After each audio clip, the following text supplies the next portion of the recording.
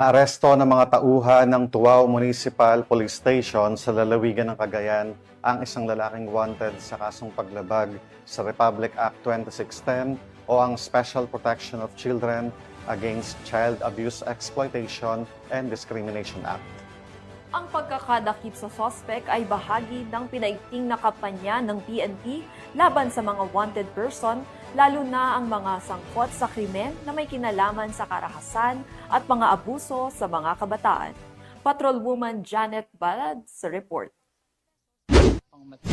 Naaresto ng mga tauhan ng PNP Tuaw ang isang lalaki na wanted sa kasong pang-aabusong sexual sa isang minor de edad matapos ipatupad ang warrant of arrest sa bayan ng Tuaw nito lamang ka-22 ng Agosto taong kasalukuyan. Matagumpay na naaresto ang suspect na si alias Jojo, 48 anyos, binata at residente ng naturang bayan sa pagtutulungan ng PNP Tuaw, Provincial Intelligence Team Cagayan South, Regional Intelligence Unit 2, 4th Mobile Force Platoon, 1st Cagayan Provincial Mobile Force Company at 202nd ng Regional Mobile Force Battalion 2.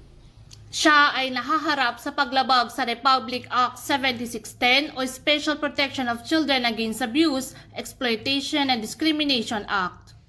Kasalukuyang nasa kustodiya ng PNP Tuaw ang suspect matapos maisailalim sa dokumentasyon bago iharap sa korte na may jurisdiksyon sa kanyang kaso. Mula dito sa Lambak ng Cagayan, ako ang iyong PNN correspondent, Patrolwoman Janet Balad.